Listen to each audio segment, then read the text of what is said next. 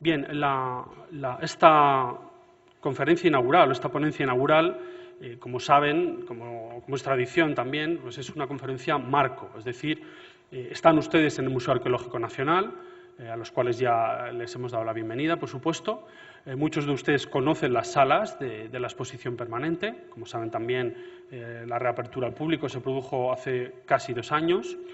Y siempre queremos presentar la casa, es decir, ustedes están aquí, forman parte de este seminario, pero queremos que ustedes vean qué colecciones tiene el Museo Arqueológico Nacional en referencia a la temática del seminario, por tanto, a la huella, a la presencia del pueblo judío en la península ibérica a lo largo de los siglos de la Edad Media. Bien, tenemos que decir que el grueso de colecciones no es todo lo rico que querríamos. Es decir, no tenemos una gran colección de piezas relacionadas con el pueblo judío, la península ibérica. Sería nuestra voluntad, por supuesto, que esa colección fuera mucho más nutrida, mucho más rica, por supuesto.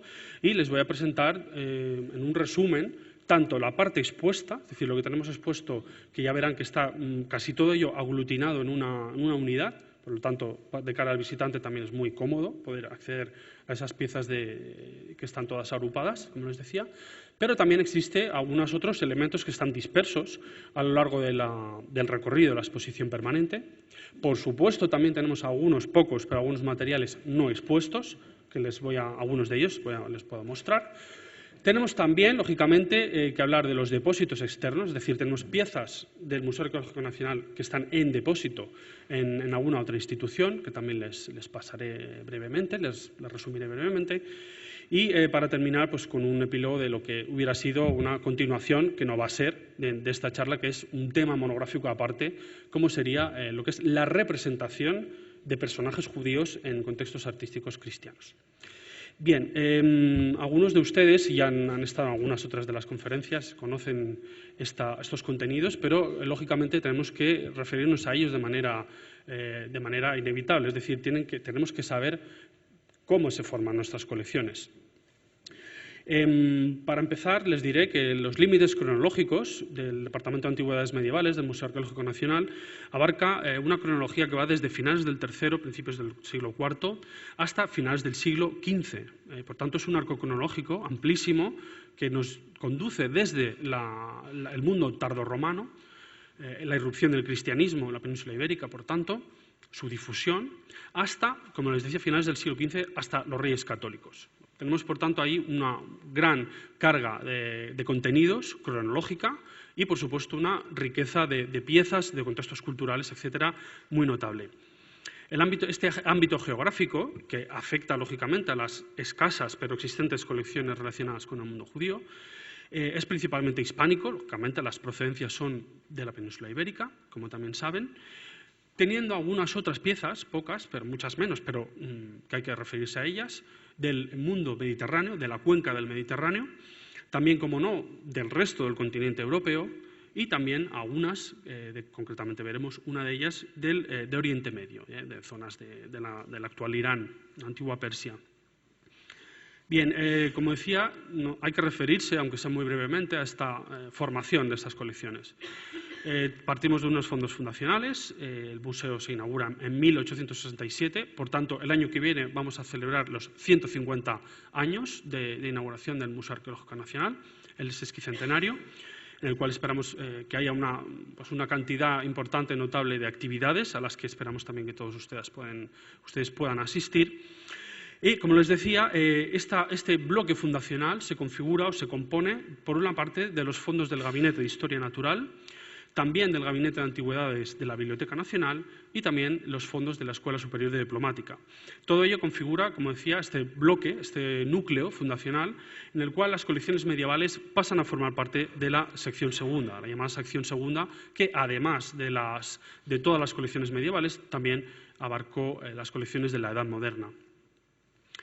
Dentro de este mismo siglo XIX, en estas últimas décadas del siglo, tenemos que hablar como un elemento fundamental de las comisiones científicas, fundamental en el sentido de la llegada de piezas, el acopio de nuevas piezas, de nuevas colecciones por toda la geografía española y especialmente tenemos que referirnos, por supuesto, a la comisión de Paulino Sabirón para Aragón y, como no, también a la comisión de Juan de Dios de la Rada y Delgado y Juan de Malibrán, también conocida como Comisión de Rada y Malibrán, que abarca pues, una geografía más extensa que ven en la imagen: Asturias, Santander, León, Palencia, etc. A lo largo del siglo XX tenemos un crecimiento de las colecciones, lógicamente hasta 1985 por un ingreso de excavaciones arqueológicas, es decir, muchos de los materiales de las excavaciones arqueológicas que se producían en la península ibérica pasaban a integrar los fondos del Museo Arqueológico Nacional, y también, por supuesto, con las numerosas compras de bienes, también, como no, las donaciones, y también, lógicamente, tenemos que hablar pues, de otro tipo de actuaciones como las permutas, etcétera. Es decir, todo ello va haciendo posible pues, que la colección crezca de una manera notable a lo largo de todas estas décadas del siglo XX. El año 85 pues, supone un cambio, lógicamente, con la nueva legislación, un marco legislativo renovado, la España de las comunidades autónomas, que conocemos actualmente, que es la vigente actualmente, la Ley de Patrimonio Histórico Español de 1985, nuevamente, que es la vigente todavía hoy en día, y la que hace que todas estas competencias, las competencias relacionadas con las excavaciones arqueológicas, pasen a las comunidades autónomas y, por tanto, que todos esos materiales arqueológicos pasen en primera instancia, lógicamente, directamente a las comunidades autónomas y no ya al Estado y, por tanto, no al Museo Arqueológico Nacional. Por tanto, de 1985 al presente tenemos una entrada, un crecimiento de colecciones pues, muy inferior, mucho menor del de las décadas anteriores. Bien, estamos ya en lo que es el contexto principal, donde en el museo exponemos los bienes culturales relacionados con la presencia del mundo judío en la península ibérica y, como les he dicho, que hay otras geografías, otros ámbitos geográficos. Estamos en la sala 24 del Museo Arqueológico, ustedes todos conocerán, después de pasar todas las colecciones del mundo visigodo, del Islam, tenemos una serie de salas dedicadas al mudéjar, fundamentalmente, pero en esta sala 24 concretamente nos centramos en esta vitrina, que es donde aglutinamos la mayor parte de estos bienes. Vemos la vitrina en el contexto de la sala, por tanto un contexto mucho más amplio, más general, en el cual se inscribe esta pequeña colección, como ven, rodeado de todos estos elementos relacionados con el mudéjar. Y hemos querido presentar estos materiales, que les voy a resumir a continuación, siempre también teniendo en cuenta el aspecto de los mapas. Siempre nos ha parecido fundamental el complementar toda la información con una información, unos elementos visuales, gráficos, muy sencillos de comprender y que en un golpe de vista cualquier persona, cualquier visitante se hace una idea rápida de lo que pretendemos expresar. En este caso es un mapa sintético de las principales, por supuesto no todas, las principales juderías de España en época medieval, fundamentalmente en el mundo bajo medieval. Vemos, por tanto, esa distribución geográfica que abarca prácticamente toda la península para que todo el mundo, cualquier persona que vea este mapa, pues se dé cuenta de la importancia de toda esta presencia de comunidades judías, como decía, en todo el territorio nacional, en las principales ciudades. Bien, dentro ya de los materiales que exponemos, tenemos que hablar de esta pieza, una pieza curiosa, es un cimacio visigodo, realmente es un cimacio de taller emeritense del siglo VII. Conocemos múltiples paralelos hallados en la ciudad de Mérida, expuestos muchos de ellos en la colección visigoda del Museo Nacional de Arqueología de Arte Romano de la ciudad. Pero la curiosidad de esta pieza es que, primero, que ingresa en el Museo Arqueológico Nacional en dos momentos distintos. Es una pieza, por tanto, para la cual se conoce un primer elemento, el elemento que vemos a la izquierda de la imagen, más desgastado, tal vez en la imagen no se ve, pero si bien contemplan el original se ve perfectamente.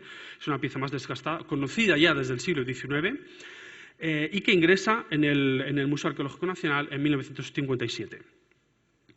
en 1960. Este hallazgo del siglo XIX es publicado ya por Hübner en su conocidísima obra sobre la epigrafía de la península ibérica, de España.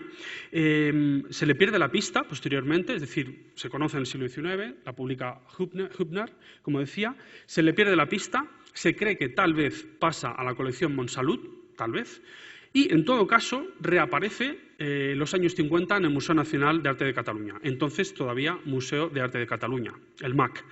El MAC, como decía, en los años 50 tiene conocimiento de esta pieza. ¿Y qué sucede? En 1957, en las excavaciones arqueológicas efectuadas en Mérida por Martín Almagro Bas, por supuesto, descubre otro fragmento, un segundo fragmento, bueno, en principio un fragmento, que ingresa directamente al Museo Arqueológico Nacional, como es normal en el marco legislativo que les he comentado antes. Automáticamente pues, se dan cuenta, es decir, se aprecia de una manera muy evidente que estamos ante dos fragmentos de una misma pieza. Una está en Madrid y otra está en Barcelona. El entonces director del Museo Nacional de Arte de Cataluña, entonces Museo de Arte de Cataluña, Juan Henó de las Artes, decide bueno, pues que lógicamente que no tiene sentido que una mitad esté en un lugar y otra mitad esté en otro y que por tanto nos tenemos que poner de acuerdo entre las dos instituciones y que la pieza quede reunida en un único lugar. Decide, por tanto, esa donación de la pieza que en 1960 forma parte ya de las colecciones del Museo Arqueológico Nacional y desde ese momento hasta el presente podemos contemplar la pieza reunida en estos dos fragmentos. Por tanto, una pieza ya conocida desde el siglo XIX, otra encontrada en los años 50, que finalmente pues, se pueden reunir para el disfrute y para el estudio de todo el mundo. La lápida, como decía, reutilizada en un cimacio visigodo, está datada en lo que es el epígrafe ya, datado en el siglo X, y se refiere a un rabino, a un tal Rabí Jacob. De hecho, bien, veremos a continuación en algunas otras imágenes un poco más el detalle de la inscripción. Vemos aquí otro aspecto, justo en el previo al montaje, todavía los dos fragmentos separados. Aquí sí apreciamos muy bien lo que es la diferente pátina de una pieza y otra, es decir, la del siglo XIX mucho más desgastada, la encontrada en los años 50 con un desgaste inferior y otra coloración, por supuesto. Y, como decía, aquí tenemos el epígrafe. La lápida está encargada para el Rabí Jacob Senior por su hijo Simeón. Este personaje, que muere a los 63 años, y se dice en la inscripción, se nos informa, que era lleno de sabiduría y ejerciendo una profesión que se ha interpretado, los estudiosos han interpretado como probablemente la medicina. Por tanto, que este señor era médico. Tenemos, la inscripción es latina, no está en hebreo, sino en latín, y tenemos aquí, pueden ver la descripción, pues, publicada en numerosas ocasiones, la transcripción y la traducción de la inscripción. Otra de los epígrafes que exponemos, en este caso ya no reutilizando una pieza anterior, sino tal cual, datada en el siglo XI, procede precisamente de Puente Castro, en la provincia de León, bueno, de hecho a las afueras de la ciudad de León. Es un muy conocido necrópolis o cementerio judío.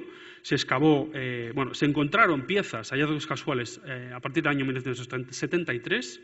A partir de ahí sí ya hay diversas excavaciones arqueológicas, pero la pieza que vemos en la imagen es uno de esos hallazgos casuales del año 73 que pasó a ingresar al Museo Arqueológico Nacional y precisamente un hallazgo que hace posible o provoca el que se efectúen excavaciones arqueológicas en el lugar.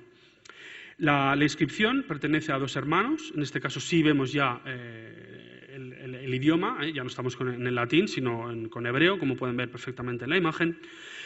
Son, como decía, dos hermanos, de los cuales uno de ellos se llama Moisés, sabemos que se llama Moisés, y que murieron con tan solo 15 días de diferencia. Por tanto, es natural, es lógico que compartieran la lápida funeraria, al tener ese tan escaso intervalo de función de uno y otro. Y está datada en el año, como vemos, en el año 4855 de la creación, por tanto, en el 1095 después de Cristo, como decía, finales del siglo XI. Nuevamente es una inscripción también publicada en numerosas ocasiones, transcrita, traducida, y bueno, pues que nos habla, como vemos, pues que bendito sea, resucite en la vida del mundo venidero y la participación en el Edén, etcétera. Amén. Otra de las piezas, tal vez la más emblemática y como vemos también la que se ha utilizado como imagen, como emblema, imagen emblemática, icónica de este seminario, es precisamente este capitel bilingüe. Es la que consideramos la pieza principal relacionada con el mundo judío de las colecciones medievales del Museo Arqueológico Nacional. Está datado en el siglo XIV. Procede del entorno de San Juan de los Reyes, fue hallada hacia 1873. El segundo claustro de San Juan de los Reyes es demolido, tiene una demolición, como en estas fechas del siglo XIX, y en ese entorno de esa demolición del segundo claustro es cuando se halla esta pieza, se encuentra esta pieza. La fecha de ingreso en el Museo Arqueológico Nacional es desconocida, pero en todo caso sí sabemos, la pieza ya es conocida, ya está conocida por la comunidad científica, como les comentaba, desde el siglo XIX. Bien, vamos a ver recorrer las 4 caras que decoran la pieza. Como vemos, es un capitel de derivación del orden corintio, un capitel corintizante o pseudo-corintizante, en todo caso, como decía, que coge fórmulas del capitel corintio. Posee hasta dos registros con inscripciones. Vemos la inscripción hebraica en la parte inferior, justo después de la hilera de hojas de acanto. Posteriormente, un registro decorado con una especie de piñas, guirnaldas. Las volutas, lógicamente, las volutas cogidas del corito y del compuesto, en este caso, mejor dicho, con unas volutas transformadas, unas volutas que poco tienen ya que ver con el mundo clásico, ya que son unas volutas que se transforman en animales, en una especie de reptiles. Vemos aquí la cabeza de uno de estos reptiles, los otros elementos en las otras esquinas no se conserva tan bien, esta es la que mejor se conserva, esa cabeza de una especie de reptil y cómo lo que sería la voluta la compone en realidad ese cuerpo y cola, lógicamente, enroscados.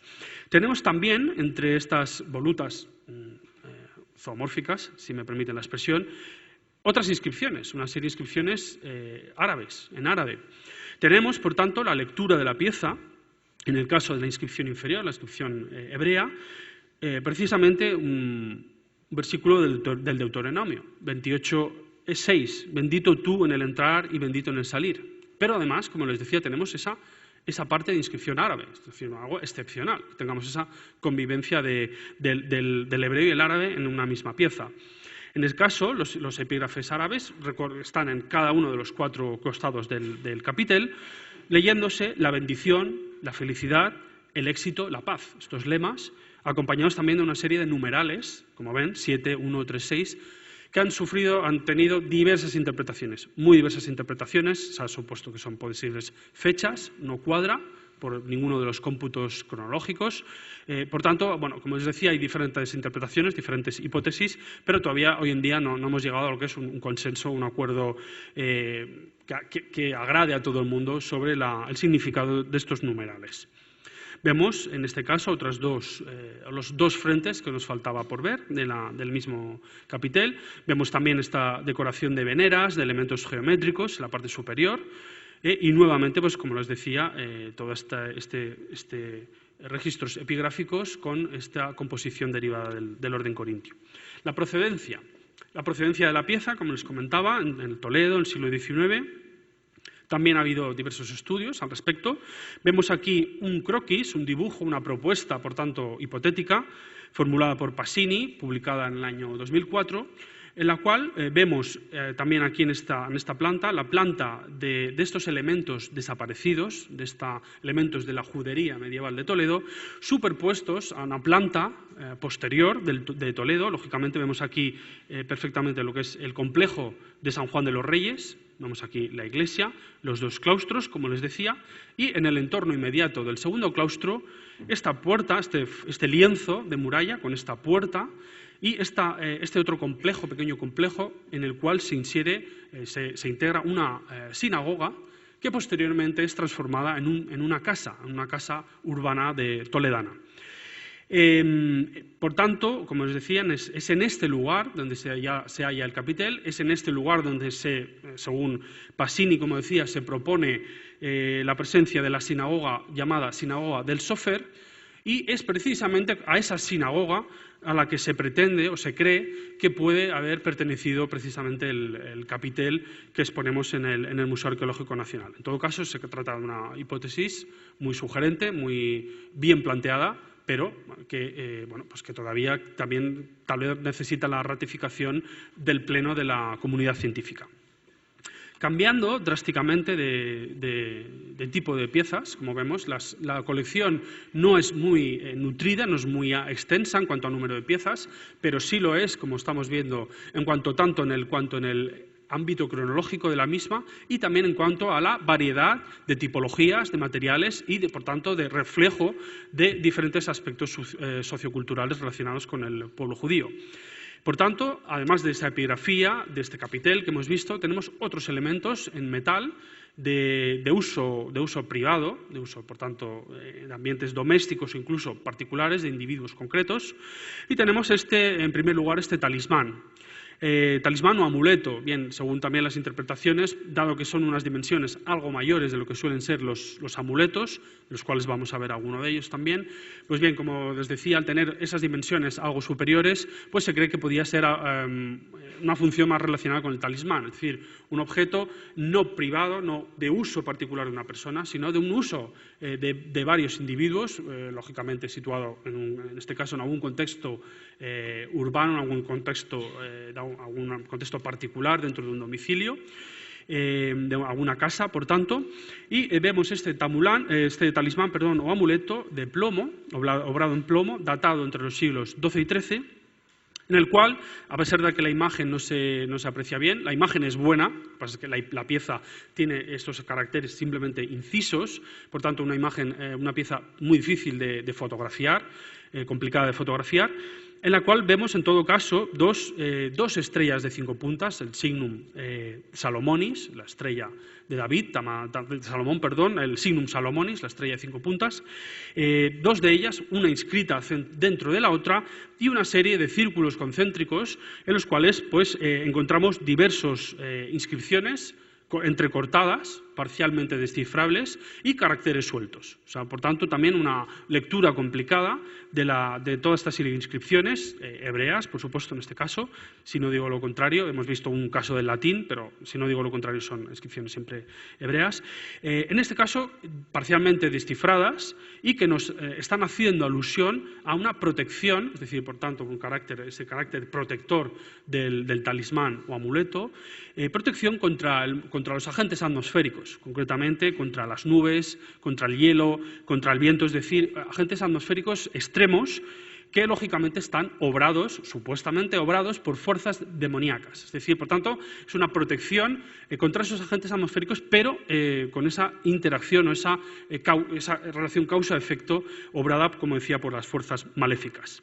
La procedencia es nuevamente desconocida de la pieza, pero sí sabemos que ingresó en el año 1957 en el Museo Arqueológico Nacional, que fue adquirida, comprada a Manuel Gómez Moreno. Otra de estas piezas, en este caso sí correspondiente a un amuleto, dimensiones muy inferiores, en este caso estamos hablando aproximadamente de los 5 centímetros de diámetro, mientras que en el otro estaríamos hablando de los 20 aproximadamente, bueno, en este caso 5 o 7 centímetros, en el otro ya estamos entre los 20 a 25 centímetros.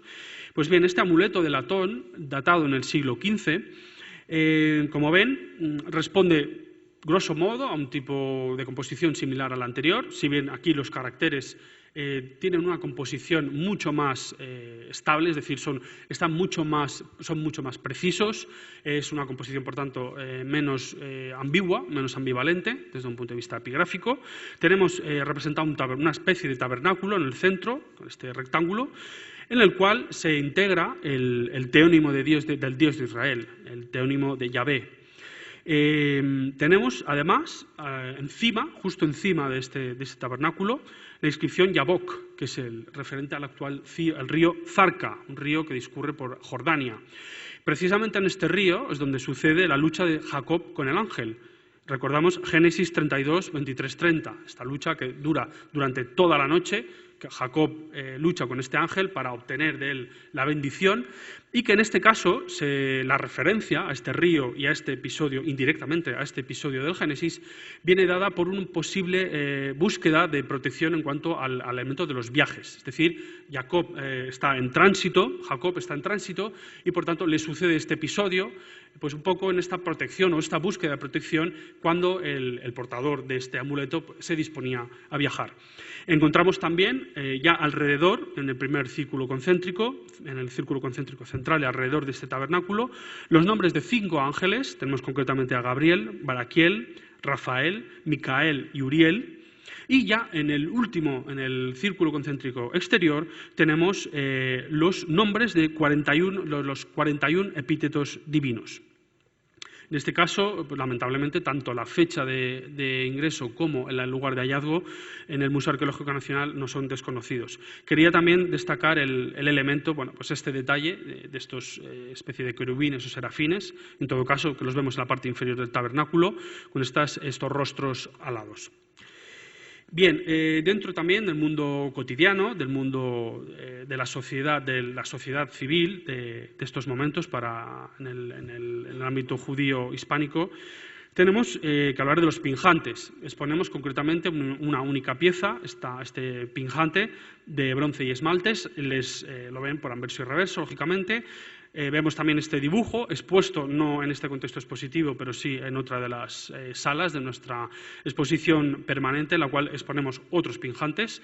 Y bien, pues simplemente es un dibujo orientativo para que veamos la función de estos elementos, siempre relacionados con el atalaje del caballo. Vemos en este caso el Maguen David, la estrella de David, de 6 puntas, y por tanto en este caso pues este elemento ha dado pie a poderlo relacionar con el mundo hebraico. Tenemos también algunos anillos expuestos en este mismo contexto. Tenemos concretamente este anillo de oro, un anillo de oro de chatón octogonal, datado en el siglo XIII, y tenemos en este caso una inscripción bonadona, hebrea, lógicamente, y una decoración vegetal muy esquemática. La vemos aquí, la inscripción en el centro, lógicamente, y los 2 registros vegetales. En este caso, pues nuevamente tenemos que hablar de esta procedencia y fecha de ingreso desconocidos. Otro de los anillos, el segundo, exponemos 2 anillos únicamente, es este otro con este elemento de la flor de lis, en este caso un chatón escutiforme, como vemos, nuevamente de oro, como les decía, posterior, una datación del siglo XV, una inscripción, en este caso en castellano, que dicen se ganan buns por estas. En este elemento de las 2 palmas y la flor de lis es el que ha dado pie a la interpretación de una posible relación con el mundo judío, con algún personaje judío, pero en todo caso no es una relación tan directa y por tanto puesta en tela de juicio que puede ser puesta en tela de juicio por algunos estudiosos. Bien, hablando de las piezas procedentes de fuera de la península ibérica, hemos hablado de que además el grueso de las colecciones son peninsulares, pero también tenemos otras procedencias. Pues bien, tenemos este lampadario, como ven, esta pieza con 7 piqueras, vemos aquí perfectamente en la parte superior de la pieza, con esta especie de motivo de fuste, motivo vertical. También toda esta serie de molduras en el pie y una procedencia, como os decía, foránea, una procedencia persa. Procede de Persia, concretamente de Nishapur, en Irán, y fue comprada dentro de esa compra que se hizo de la gran colección Santaolalla, la colección de Martín de Santaolalla, en 1973, con un importante grupo de piezas orientales de esta geografía persa, muchas de ellas, y mayoritariamente islámicas. Sin embargo, entre esas piezas islámicas, como decía, de la colección Santaolalla, mayoritariamente, pues encontramos esta pieza relacionada, lógicamente, con el mundo judío. Aquí vemos la inscripción hebraica, que la vemos aquí perfectamente, en la cual pues, la transcripción y traducción pues, nos diría: alabado seas, Señor, nuestro Dios, Rey del mundo, que nos ha santificado con sus mandatos de encender la luz de Hanukkah.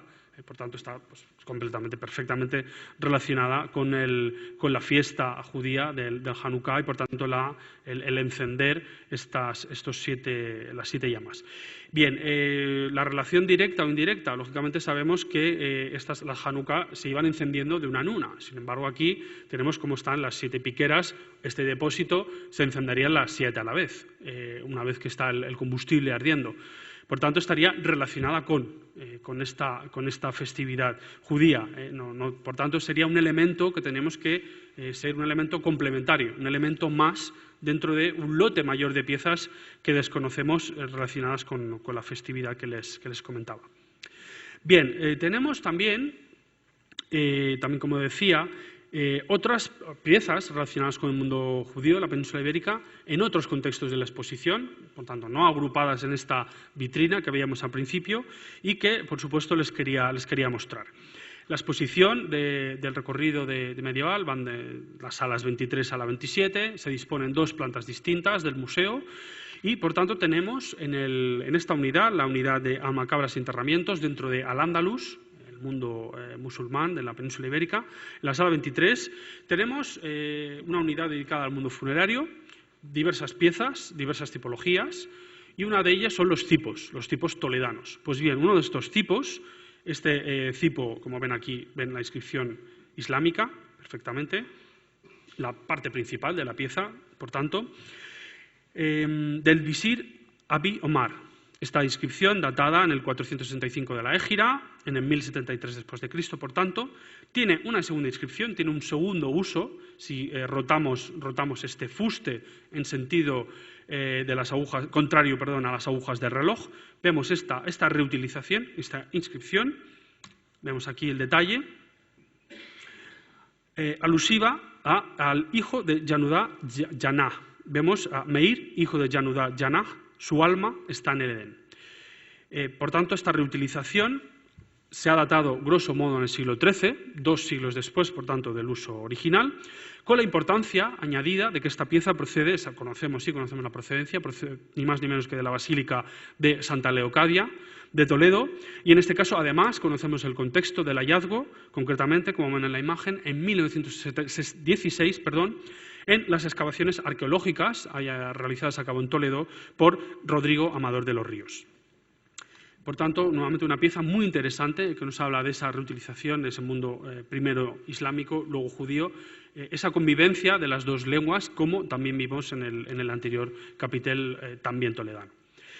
En otro de los contextos expositivos, concretamente ya en la sala 27, tenemos que subir al segundo piso, por tanto, en la unidad de ritos y símbolos funerarios, otra pieza funeraria, como reza el título, y en este caso es una de las piezas halladas en un contexto también funerario judío de la ciudad de La Coruña.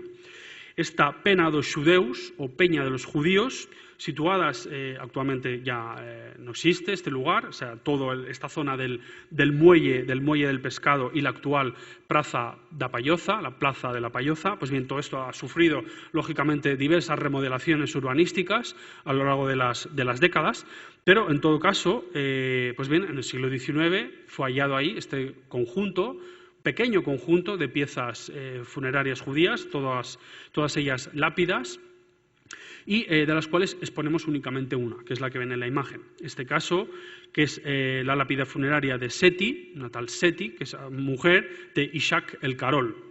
Como os decía, pues está datada en el siglo XI, todo este conjunto de lápidas tienen esta misma datación, y el hallazgo fue protagonizado en 1869, ingresando en el Museo Arqueológico Nacional poco después, en 1894. Bien, tenemos que hablar también de otras piezas que forman nuestra colección de antigüedades medievales, pero que las tenemos depositadas en otras instituciones. Tenemos que hablar concretamente del caso del Museo Sefardí de Toledo, para el cual se estableció un depósito, concretamente en 1971, que continúa vigente para las 2 piezas que les voy a mostrar a continuación. Una de ellas es este bocado de caballo, como ven. Nuevamente también teníamos antes el pinjante relacionado con el mundo del caballo. Tenemos este bocado de bronce y esmalte, parcialmente conservado, con nuevamente el elemento del Mauen David, la estrella de David, centralizando la composición y, por tanto, pues, pudiendo establecer esa relación con el mundo judío, con el mundo hebreo de la península ibérica. Por desgracia, la procedencia y fecha de ingresos en nuestro museo es desconocida y la datación aproximada es en el siglo XIV. Como les decía, lo pueden ver en Toledo, en el Museo de Sefardí. Lo mismo le sucede a este amuleto, que nos recuerda mucho al amuleto que hemos visto antes, el amuleto anterior, que sí tenemos expuesto en nuestra vitrina, un amuleto de latón del siglo XV. Y en este caso, con nuevamente en el centro ocupado por este rectángulo, si bien una composición algo más esquemática que en el caso anterior. Y tenemos en este caso, en este rectángulo, la inscripción El Shaddai, o Dios Todopoderoso, rodeado, en este caso, en esta inscripción, en diversos círculos concéntricos, que nos incluye, nos transcribe el Salmo 67. Salmo 67, como les decía, en estos 4 círculos, y nuevamente la fecha de ingreso y hallazgo desconocidos, y que desde el año 1971 lo podemos encontrar expuesto en el Museo Sefardí de Toledo.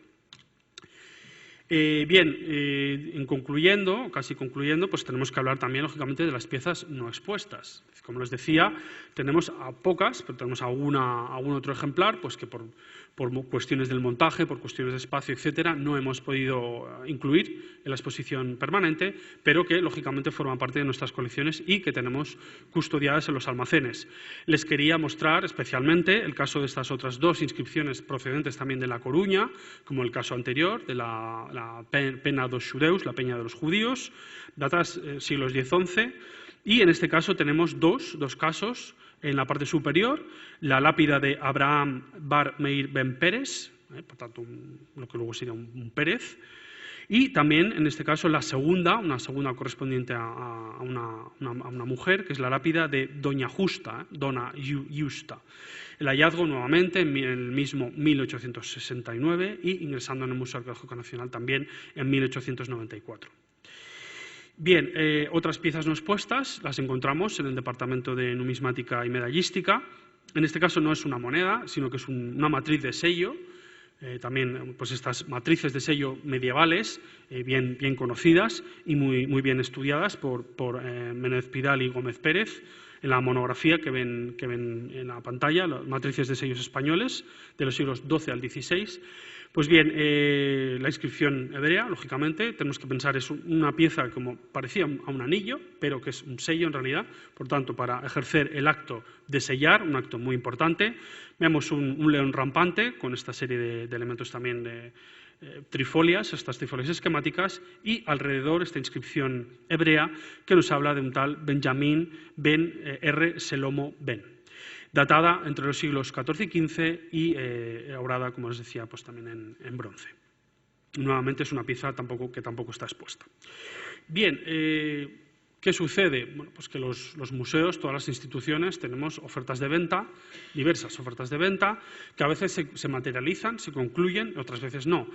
Este es el caso negativo, me refiero, pues de una oferta de venta que tuvimos hace escasos años, que por cuestiones que no vienen al caso y por desgracia también para nuestras colecciones, pues que no se pudo tramitar, no se pudo gestionar, pero bueno, simplemente se lo quería mostrar para que vean que esta casuística existe en los museos, es el día a día de los museos, y en este caso pues una pieza que hubiera sido muy importante en nuestro discurso expositivo, nos hubiera permitido ilustrar los primeros siglos del judaísmo, de la antigüedad tardía en este caso, con una procedencia foránea, probablemente siria, y como ven, pues es una pieza de vidrio, vemos la imagen traslúcida, al trasluz, con una menorá, una técnica similar a la del Millefiore romano, pero una cronología que ya nos parece que nos lleva a los siglos IV y V. Como colofón y ya como epílogo, pues les insinúo este tema, que como también decía al principio, sería una cuestión para tratar de manera monográfica, por tanto, no para centrarnos de una manera especial en esta conferencia, en este seminario, pero sí insinuarlo, por lo menos decirles pues que tenemos también, lógicamente, en las colecciones la presencia de judíos, de personajes judíos en contextos artísticos cristianos. Lógicamente, todos pues, pensamos todas las escenas del ciclo de la Pasión de Jesucristo, hay esa presencia de personajes pues, que están pues como vemos aquí, la coronación de espinas, la flagelación, etcétera. Y también, como no, la presencia de personajes individuales que se han interpretado como posibles judíos, y en este caso concreto que tenemos pues esta magnífica pieza, esta octavica, procedente de la catedral de Teruel, datada en el siglo XIII, probablemente por la indumentaria de este personaje, pues representando a un judío de la Baja Edad Media española, y en este caso pues un ingreso de esas comisiones de las que le hablaba al principio, concretamente a la comisión de Paulino Sabirón de 1869. Y con ello concluyo mi conferencia. Muchas gracias.